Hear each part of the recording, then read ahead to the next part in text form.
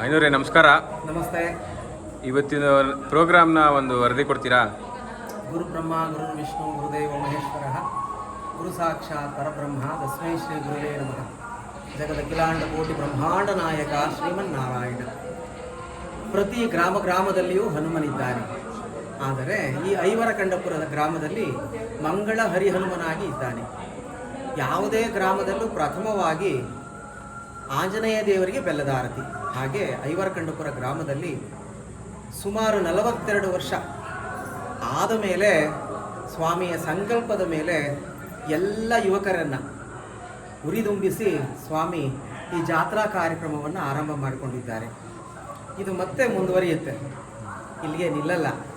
ಏಕೆಂದರೆ ಮನುಷ್ಯ ಆರಂಭ ಮಾಡಿದ್ದು ನಿಂತೋಗುತ್ತೆ, ಆದರೆ ಭಗವಂತ ಆರಂಭ ಮಾಡಿದ್ದಾನೆ ನಮ್ಮ ಹನುಮ. ಎಲ್ಲ ದೇವತೆಗಳ ಅರಿಶಿನ ಕುಂಕುಮ ಕೊಡಲಿಕ್ಕಾಗಿ ಹನುಮ ಈ ಒಂದು ದಿವ್ಯ ಮಹೋತ್ಸವವನ್ನು, ಜಾತ್ರಾ ಮಹೋತ್ಸವವನ್ನು ನಡೆಸ್ತಾ ಇದ್ದಾರೆ. ಭಕ್ತಾದಿಗಳೇ ಬನ್ನಿ, ನೋಡಿ ಸಂತಸ ಪಡಿ. ಹಾಗೆ ಈ ಒಂದು ಇತಿಹಾಸ ಪೂರ್ಣವಾಗಿರತಕ್ಕಂತಹ ಕೆಂಪೇಗೌಡರು ಆರಂಭ ಮಾಡಿದಂತಹ ಮಹಾ ಜಾತ್ರಾ ಮಹೋತ್ಸವ ಇವತ್ತು ಆರಂಭವಾಗಿದೆ. ಶುಭವಾಗಲಿ. ಜೈ ಶ್ರೀರಾಮ್. ಜೈ ಶ್ರೀರಾಮ್. ನಮಸ್ತೆ ಮೇಡಮ್. ಸ್ವಲ್ಪ ಹಿಂದೆ ಹೋಗಿ. ಪರವಾಗಿಲ್ಲ ಮೇಡಮ್. ಹೇಗೆ ಅನಿಸ್ತಿದೆ ನಿಮಗೆ ಅನುಭವ? ನೀವು ಈ ಊರವರ ಇಲ್ಲ ನೀವು ಈ ಊರವ್ರು ಬಂದಿರೋದ? ಈ ಊರಿಗೆ ಫಸ್ಟ್ ನಾನು ಈ ಊರಿಗೆ ಬಂದಿರೋದು, ಮದುವೆ ಆಗ್ಬಿಟ್ಟು ಬಂದಿದ್ದೀನಿ ಈ ಊರಿಗೆ. ಯಾವತ್ತಾದರೂ ಮಾಡಿದ್ರೆ ಈ ಥರ? ಇಲ್ಲ, ನನ್ನ ಲೈಫಲ್ಲೇ ಫಸ್ಟ್ ಟೈಮ್ ಮಾಡ್ತಾ ಇದ್ದೀನಿ. ಹೇಗೆ ಅನಿಸ್ತಿದೆ? ಸ್ವಲ್ಪ ಬಿಸಿಲು ಹೊಡಿತಾ ಇದೆ, ಮೈಯೆಲ್ಲ ಚುರ್ ಅಂತ ಇದೆ, ಬಟ್ ಚೆನ್ನಾಗಿದೆ ಫೀಲಿಂಗ್.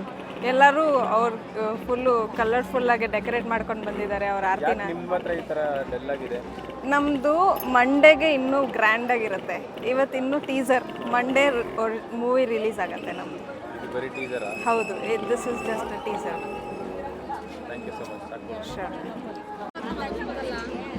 ನೋಡಿ, ಇವರ ಹೆಸರು ಸ್ವಾತಿ ಅಂತ. ನಮ್ಮೂರಿಂದ ಮದುವೆ ಆಗಿ ಹೋಗಿದ್ದಾರೆ, ಬಟ್ ತಿರ್ಗಾ ಊರಲ್ಲಿ ಜಾತ್ರೆ ಅಂತ ವಾಪಸ್ ಬಂದಿದ್ದಾರೆ. ಸ್ವಾತಿ, ಹೇಗೆ ಅನಿಸ್ತಿದೆ ನಿಮಗೆ? ನಮ್ಮೂರಲ್ಲಿ ಜಾತ್ರೆ ನಡೀತಿರೋದು ತುಂಬ ಖುಷಿ ಆಗ್ತಿದೆ. ಸುತ್ತಮುತ್ತ ಎಲ್ಲ ಊರಲ್ಲೂ ಜಾತ್ರೆ ನಡೀತಿತ್ತು. ಚಿಕ್ಕ ವಯಸ್ಸಿಂದ ತುಂಬ ಬೇಜಾರಾಗ್ತಿತ್ತು, ನಮ್ಮೂರಲ್ಲಿ ಯಾಕೆ ಮಾಡಲ್ಲ ಈ ಥರ ಎಲ್ಲ ಅಂತ. ಈಗ ನಡೀತಿರೋದು ತುಂಬ ಖುಷಿ ಆಗ್ತಿದೆ. ಮೊದಲನೇ ಆರತಿ ಯಾವ ಥರ ಮಾಡಬೇಕಂತ ಗೊತ್ತಾಗಿಲ್ಲ, ಅದಕ್ಕೆ ಈ ಥರ ಮಾಡಿದ್ದೀವಿ. ಸೊ ತುಂಬ ಎಕ್ಸೈಟ್ ಆಗಿದ್ದೀವಿ. ಇನ್ನೂ 4 ದಿನ ಇದೆ. ಸೊ 4 ದಿನವೂ ತುಂಬ ಖುಷಿಯಿಂದ ಎಲ್ಲರೂ ಆರತಿ ಎತ್ಕೊಂಡು ಓಡಾಡ್ತೀವಿ.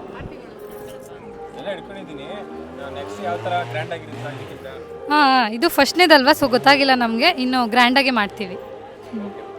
Thank you.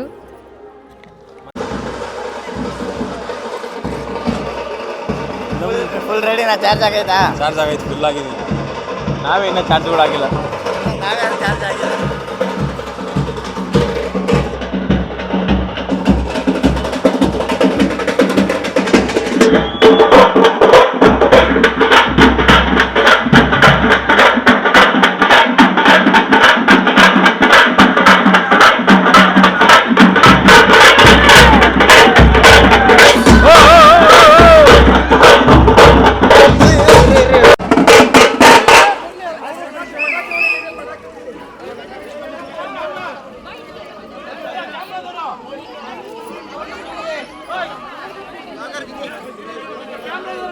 ಅಣ್ಣ, ಇದೇನು ಮತ್ತೆ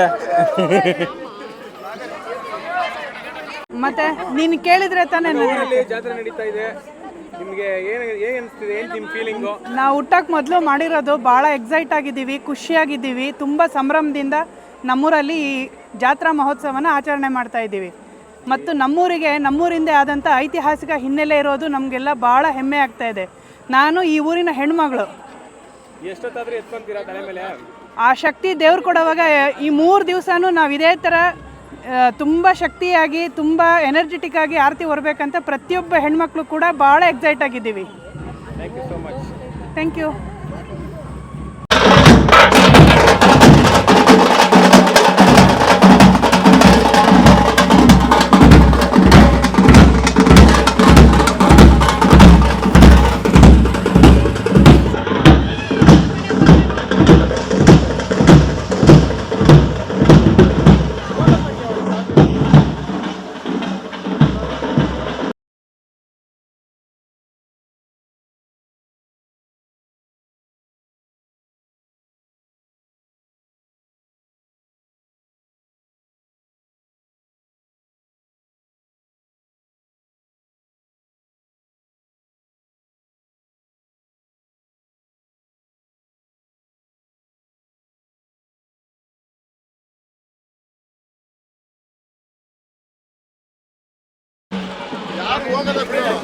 ಅಣ್ಣ ನಮಸ್ಕಾರ.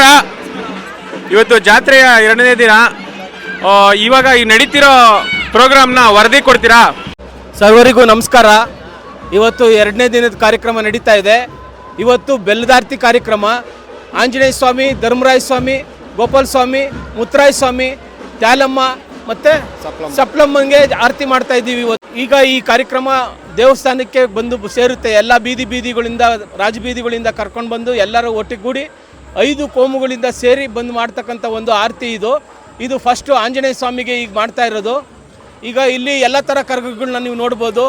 ಇಲ್ಲಿ ಬೆಲ್ಲದಾರ್ತಿಗೆ ಬೊಂಬಾಳೆ ಕರಗ ಆಗಿರ್ಬೋದು, ಮತ್ತು ಮಲ್ಲಿಗೆ ಕರಗ ಆಗಿರ್ಬೋದು, ಎಲ್ಲ ಥರ ವಿಭಿನ್ನವಾದ ಕರಗಗಳನ್ನ ತಗೊಂಬಂದು ಇವತ್ತು ಆರತಿಗಳನ್ನ ತಗೊಂಬಂದು ಮಾಡ್ತಾ ಇದ್ದಾರೆ ಆಂಜನೇಯ ಸ್ವಾಮಿ ದೇವಸ್ಥಾನಕ್ಕೆ. ಎಲ್ಲರೂ ಬಂದು ಭಾಗವಹಿಸಿ. ಇಲ್ಲಿ ಆಂಜನೇಯ ಸ್ವಾಮಿಗೆ ಮೊದಲು ಮಾಡ್ತಾ ಇರೋದು ಗಂಡು ದೇವರುಗಳಿಗೆ ಅಂತ ಮಾಡ್ತಾ ಇರೋದು. ಈ ಆಂಜನೇಯನಿಗೆ ಪ್ರಮುಖವಾಗಿರಲಿ ಅಂತೇಳಿ ಆಂಜನೇಯನಿಗೆ ಮಾಡ್ತಾ ಇದ್ದೀವಿ. ನಿನ್ನೆನೇ ಕೂಡ ಇದಕ್ಕೆ ಅಭಿಷೇಕ ಅಲಂಕಾರ ಎಲ್ಲ ಮುಗಿದಿದೆ. ಈಗ ಬರೀ ಮಂಗಳಾರತಿ ಮಾತ್ರ ಬಾಕಿ ಇದೆ. ಇದು ಆರತಿಗಳೆಲ್ಲ ಒಟ್ಟುಗೂಡಿ ಅಲ್ಲಿ ಸೇರಿಕೊಂಡಾಗ ಮಂಗಳಾರತಿ ಶುರು ಮಾಡಿ ಎಲ್ಲ ಆರತಿಗಳನ್ನ ಬೆಳಗ್ಗೆ ಇಲ್ಲಿಂದ ವಿಸರ್ಜನೆ ಮಾಡಿ ತಿರ್ಗಾ ನೆಕ್ಸ್ಟು ಧರ್ಮರಾಯ ಸ್ವಾಮಿಗೆ ಆರತಿ ಮಾಡೋದಕ್ಕೆ ರೆಡಿ ಆಗ್ತಾರೆ. ಇದು ನೆಕ್ಸ್ಟ್ ಪ್ರೋಗ್ರಾಮ್ ನಾಳೆ ಇರುತ್ತೆ. ನಾಳೆ ತಿರ್ಗಾ ಎಲ್ಲ ಬೆಲ್ಲದ ತಂಬಿಟ್ಟಿನ ಆರತಿ ಇರ್ತದೆ. ಎಲ್ಲ ಹೆಣ್ಣು ದೇವರುಗಳಿಗೆ ತಂಬಿಟ್ಟಿನ ಆರತಿ ಮಾಡ್ತಿದ್ದೀವಿ. ಆಮೇಲೆ ವಿಶೇಷವಾಗಿ ಹನುಮನ್ ಜಯಂತಿ ಕೂಡ ಆಚರಣೆ ಮಾಡ್ತಾ ಇದ್ದೀವಿ. ಇವತ್ತು ಆಂಜನೇಯ ಸ್ವಾಮಿ ದೇವಸ್ಥಾನದಲ್ಲಿ ವಿಶೇಷ ಅಲಂಕಾರದಿಂದ ಎಲ್ಲ ಗೂಡಿದೆ. ಇದು ಬಂದು ಎಲ್ಲರೂ ಭಾಗವಹಿಸಬೇಕು. ಪ್ರಜೆಗಳೇ ಬನ್ನಿ, ಇವಾಗ ನಮ್ಮೂರಿನ ಹುಡುಗರ ಜೋಶ್ ಹೆಂಗಿದೆ ಅಂತ ಕೇಳೋಣ. ಹೆಂಗಿದ್ಯಪ್ಪ ಜೋಶು? ಹೌದಾ ಜೋಶ್? ಯಾಕೆ ಎಲ್ಲ ಓಡಾಡ್ತೀರಲ್ಲ ಬರೋಲ್ಲಿ? ಹೌದಾ ಜೋಶ್? ಇನ್ನೊಂದ್ಸಲಿ ಹೌದಾ ಜೋಶ್? ಏನು ಮಾತಾಡಬೇಕು ನೋಡಿ. ಮೊದಲು ನಮ್ಮೂರಲ್ಲಿ ಜಾತ್ರೆಗಳು ಮಾಡಬೇಕು. ಯಾರೇ ಊರಲ್ಲಿ ಜಾತ್ರೆಗಳು ಮಾಡಬೇಕು ಅಂದರೆ ಯುವಕರ ಸಪೋರ್ಟ್ ಬೇಕೇ ಬೇಕು. ಈ ಥರ ಹುಡುಗರು ಮುಂದೆಗಡೆ ಓಡಾಡಿಲ್ಲ ಅಂದರೆ ಕೆಲಸಗಳೇ ಆಗಲ್ಲ. ಅದನ್ನು ನಡೆಸೋಕ್ಕೆ ದೊಡ್ಡವರು ಇರ್ತಾರೆ, ಆದರೆ ಕೆಲಸ ಮಾಡೋಕ್ಕೆ ಹುಡುಗರು ಬೇಕೇ ಬೇಕು. ನೋಡ್ರಿ, ಇವರೆಲ್ಲ ನಮ್ಮೂರು ಹುಡುಗರು ಸಜ್ಜಾಗಿ ನಿಂತಿದ್ದಾರೆ. ಚಡ್ಡಿಲಾಗಿರಲಿ, ನಾನು ಇವಾಗ ಚಡ್ಡಿಲೇ ಬಂದಿರೋದು.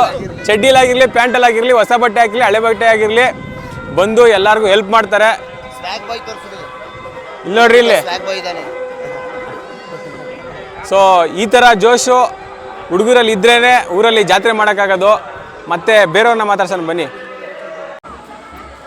ನೀವು ಯಾವಾಗ ಜಾತ್ರೆ ನೋಡಿದ್ದು? ನಾವು ನಮ್ಮ ಮದುವೆ ಬಂದಾಗ 2 ಸತಿ ಊರ ಜಾತ್ರೆ ಆಗಿರೋದು. ಹಾಗೆ ಮಾಡೇ ಇಲ್ಲ. ಇವಾಗ 45 ವರ್ಷಕ್ಕೆ ಈಗ ಜಾತ್ರೆ ನಡೀತಾ ಇದೆ. ಅವಾಗಲ್ಲಿ ಚೆನ್ನಾಗಿ ನಡೀತಿತ್ತು ಬಿಡು, ವಿಜೃಂಭಣೆ ನಡೀತಿತ್ತು. ಇವಾಗ ಇವೆಲ್ಲ ರಾಜಕೀಯ, ಅವಾಗ ಏನಿಲ್ಲ. ಇವಾಗ ಬೆಲ್ಲ ಚೆನ್ನಾಗಿ ನಡೀತಾ ಇತ್ತು ಅವಾಗ ಬಿಡು. ಹಿಂಗೆ ಜನಗಳು ಎಲ್ಲ ಹುಡುಗಾಟ, ಹುಡುಗರದೆಲ್ಲ ರಾಜಭಾರಲ್ಲ, ಇವರು ಮಾಡ್ತಾರೆ ಅಷ್ಟೇ. ಇವಾಗ ಗಮನ ಇಕ್ಕಿದೆ. ಇವಾಗ ಕಷ್ಟನೇ ಮಾಡೋದು. ಎಲ್ಲಾರನ್ನೂ ಜನ ಸಂಪರ್ಕ ಮಾಡ್ಬೇಕು, ಜನನೆಲ್ಲ ಹೊಂದಾಣಿಕೆ ಮಾಡ್ಕೋಬೇಕಪ್ಪ. ನಾವಿಲ್ಲ ಚೆನ್ನಾಗಿ ಮಾಡ್ತಿದ್ವಿ. ನಾವು ಹೆಂಗಸರು ಉಳಿಸಿ ಗೊತ್ತಿಲ್ಲ, ಗಂಡಸರೆಲ್ಲ ಮಾಡೋದು. ನಾವು ಆರತಿ ಹೊತ್ಕೊಂಬರೀವಿ ಅಷ್ಟೇನೆ. ಗಂಡಸ್ರ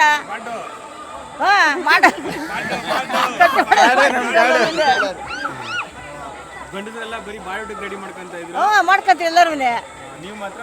ನಾವು ಮಾತ್ರ ಮನೆ ಕೆಲಸ, ಮನೆಗೆ ಕುಟ್ಟೋದು, ಬೀಸೋದು, ಅರಿಯೋದು, ರುಬ್ಬೋದು ಮಾಡ್ತಾ ಇದ್ದ. ನಾವು ಈಚೆ ಗೊತ್ತಿರಲಿಲ್ಲ. ನಾವು ಇದು ಐವರ ಕಣ್ಪುರ ಅಂತೇಳಿ ಪಾಂಡವರು ಒಂದು ರಾತ್ರಿ ಇದ್ದೋ ದಿವಸ ಇದು ಐವರ ಕಂಡಪುರ ಅಂತ ಊರಿಗೆ ಹೆಸರಿಟ್ಟಿದ್ದು. ನಮ್ಮೂರಾಗ ಲಿಂಗ ಇತ್ತೆತ್ತಾನೆ ಹೆಸರುಬಿಟ್ಟಿವಲ್ಲ ನೋಡಿ.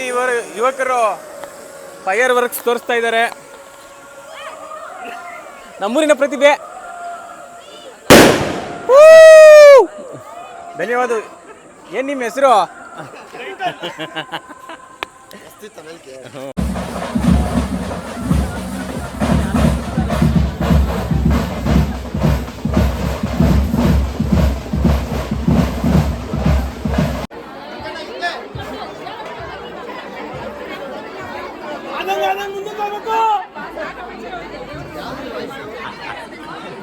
ಏನಾಗಬೇಕು?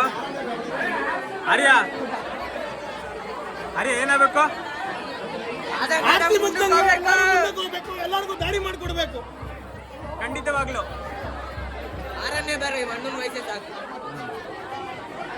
ದಯವಿಟ್ಟು ಆ ಕಡೆಯಿಂದ ಬರ್ಬೇಕು. ದಾರಿ ಬಿಡಿ, ಆ ಕಡೆ ಹೋಗಕ್ಕೆ.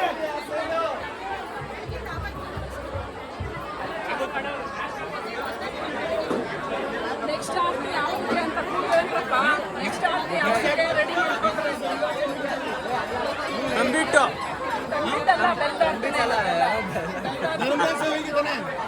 ಮುದ್ದೆ ಆರ್ತಿ ನೆಕ್ಸ್ಟ್.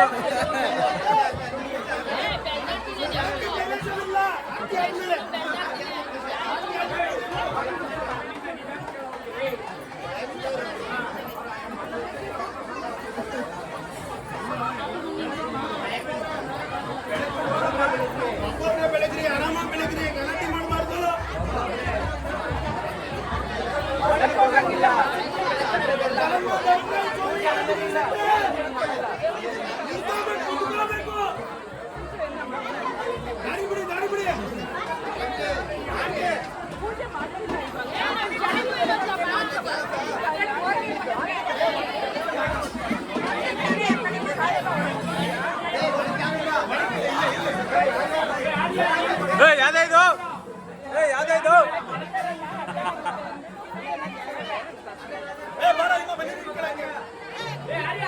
ನೆಪೋಟಿಸಮ್. ಮನೋಜ nepotism nepotism nepotism nepotism nepotism. ಅವನ ಇಸ್ಕೊಂಡ್ ಮಾಡ್ಕೊಡ.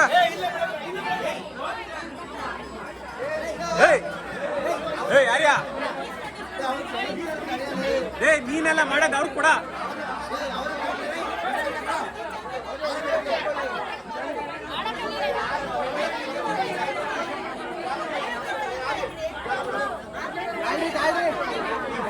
ನೀವೇ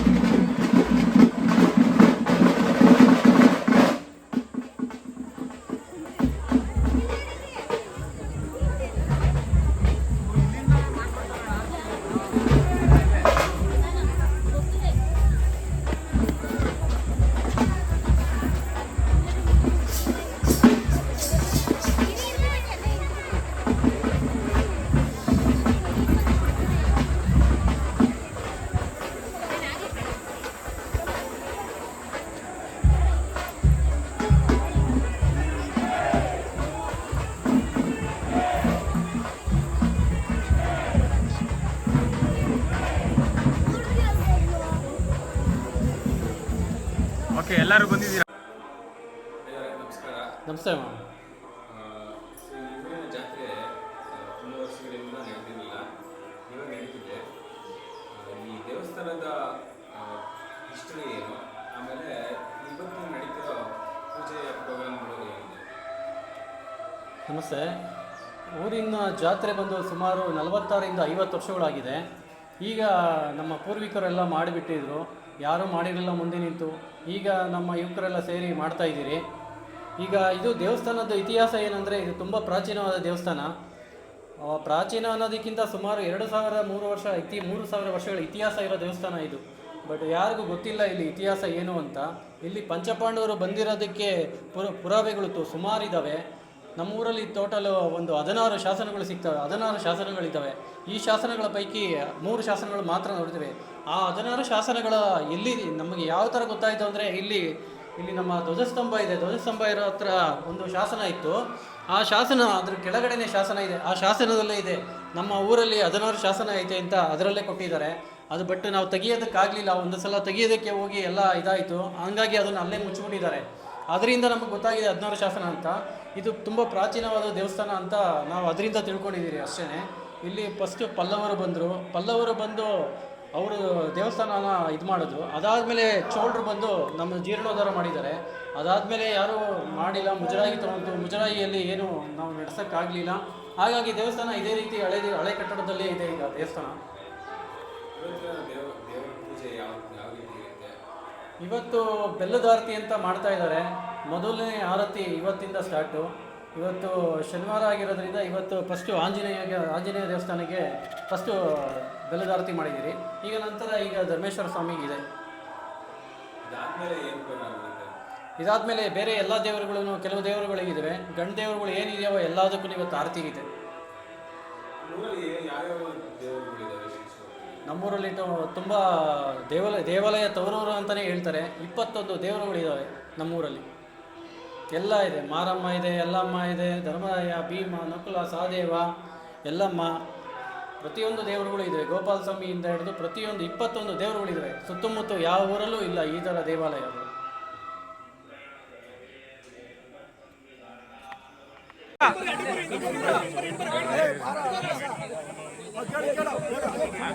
ಓಕೆ, ಗಲಾಟೆ ಬೇಡ ಅಣ್ಣ. ನಮಸ್ಕಾರ ಅಣ್ಣ. ಇವಾಗ ನಡೀತಿರೋ ಪ್ರೋಗ್ರಾಮು ಏನು ಅಂತ ಒಂದು ಸ್ವಲ್ಪ ವರದಿ ಕೊಡಿ. ಈಗ ಧರ್ಮರಾಯ ಸ್ವಾಮಿಗೆ ಆರತಿ ಮುಗಿಸಿದೀವಿ. ನೆಕ್ಸ್ಟ್ ಮುತ್ತರಾಯ ಸ್ವಾಮಿಗೆ ಹೋಗ್ತಾ ಇದೀವಿ. ಮುತ್ತರಾಯ ಸ್ವಾಮಿಗೂ ಬೆಲ್ದಾರ್ತಿ ಮಾಡೋದ್ರಿಂದ ಅಲ್ಲಿರ್ತಕ್ಕಂಥ ಉದ್ಯಾನವನ ಒಂದು ಹೊಸ ಉದ್ಯಾನವನ, ಅದು ಈಗ ಸದ್ಯಕ್ಕೆ ಹೊಸದಾಗಿ ಇಂಪ್ಲಿಮೆಂಟ್ ಆಗ್ತಾ ಇದೆ. ಅಲ್ಲೊಂದು ದೇವಸ್ಥಾನ ಮುಂದೆ ಆಗ್ಬೋದು. ಹಂಗಾಗಿ ಆ ಮುತ್ತರಾಯ ಸ್ವಾಮಿಗೆ ಎಲ್ಲರೂ ಆರತಿ ಮಾಡ್ಕೊಂಡು ಬೆಲ್ದಾರ್ತಿಗೆ ಹೋಗ್ತಾ ಇದೀವಿ. ನಮ್ಮ ಪುರಾತನ ದೇವಸ್ಥಾನ ಅದು ಜೀರ್ಣೋದ್ಧಾರ ಆಗ್ಬೇಕು, ಮುಂದಿನ ದಿನದಲ್ಲಿ ಆಗುತ್ತೆ. ಅದೊಂದು ನಮ್ಮ ಊರಿನ ಉದ್ಯಾನವನ ಅದು. ಮುತ್ತರಾಯ ಸ್ವಾಮಿಗೆ